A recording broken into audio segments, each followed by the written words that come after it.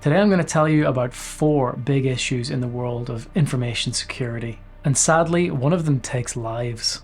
First up is 0 days. A 0 day is an issue with a piece of technology that someone has found but the vendor doesn't know about. For example, my iPhone.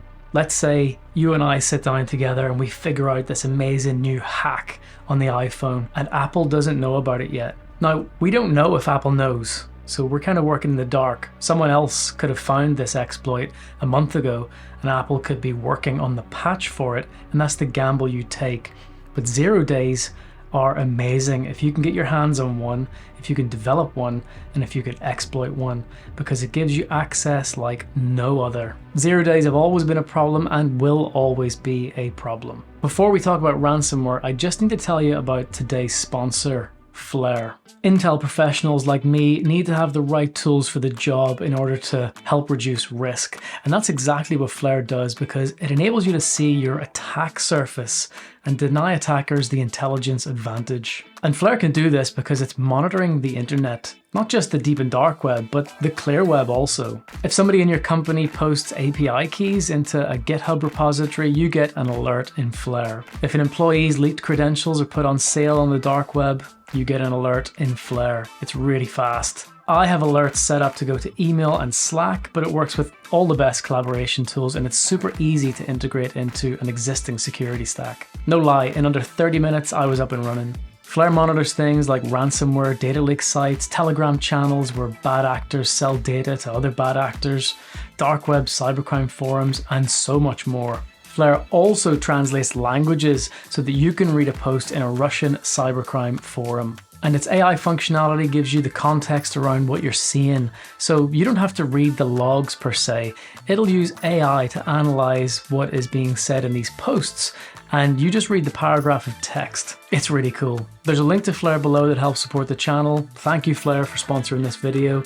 Let's get into ransomware. Actually, let's not get into ransomware, let's just look at it. Don't ever get into ransomware unless you're on the defense side. So ransomware, what is it? Why is it such a big deal? I have a video on this from way back in the day. If you want to check it out, I'll leave a little link in the description so you can have a laugh at my early videos. So what is ransomware and why is it such a problem? Well, ransomware, ransom for ransomware for software. It is software that encrypts all of your data and then holds you to ransom for it. So you install it or the bad guy installs it, maybe they get in via a 0 day that they found. They probably steal your data first so that they have some leverage over you, and then they tell you, if you don't pay up, we'll leak the data and we'll keep your systems encrypted. So if you don't have backups, you're stuffed. Ransomware is a fascinating topic to follow on the dark web and on Telegram channels, because the people that do it, they have these websites called data leak sites where they steal the company's data and they host it on a site, and there's a countdown timer and it's crazy. They tease out some files. It's really, really interesting. Before we get into the last one, which is the darkest one, I'm going to talk about Infostealers. I do have another video on Infostealers. Infostealers are nasty. They're malware. So you install something, or the bad guy installs something in your machine because you opened that thing in an email. There's so many ways to infect someone these days. Chrome extensions, Word documents, 0 days, you name it. There's loads of ways.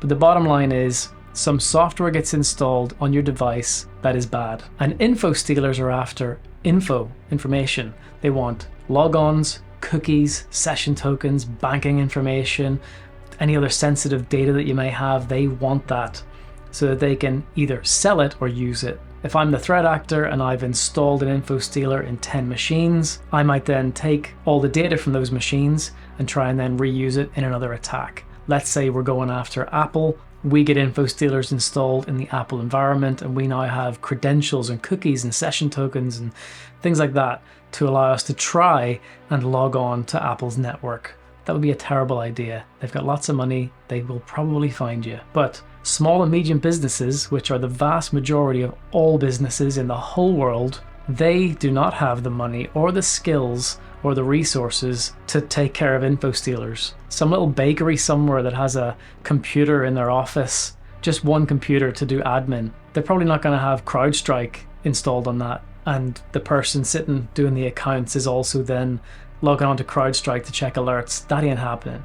So there's this massive issue in the world where these small businesses are exposed to things like Infostealers, and credentials are just flying around the world at lightning speed. So you get infected with an Infostealer and you probably really don't notice anything. But somewhere else in the world, someone now has your passwords, your session tokens. Such a mess. Be careful what you install. This fourth threat is dark, and I call it an information security issue because what's happening here is someone is exploiting the trust model between users on devices, and information is flowing, data is flowing, and lives are being lost.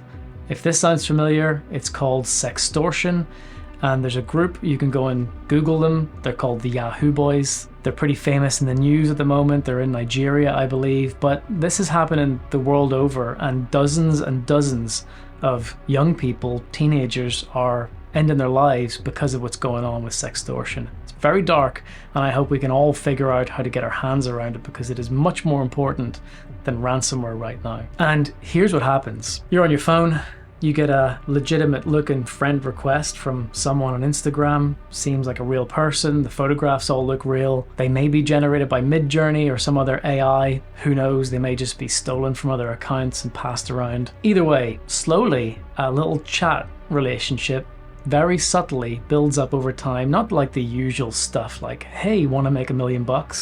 Obviously it's a scam. This seems real. It's slow and it's patient. And a little friendship forms, and over the weeks and months, pictures are exchanged that maybe shouldn't be exchanged with someone you don't really know.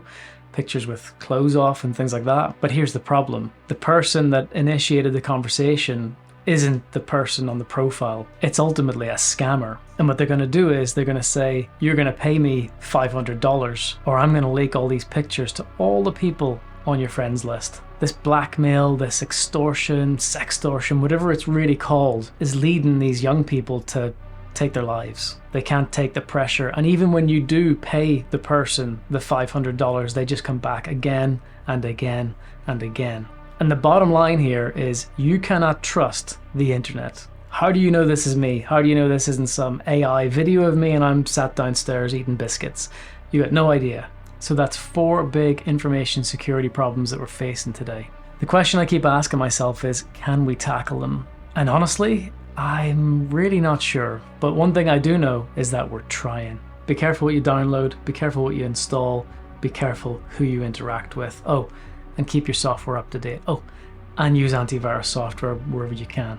I'll see you next time.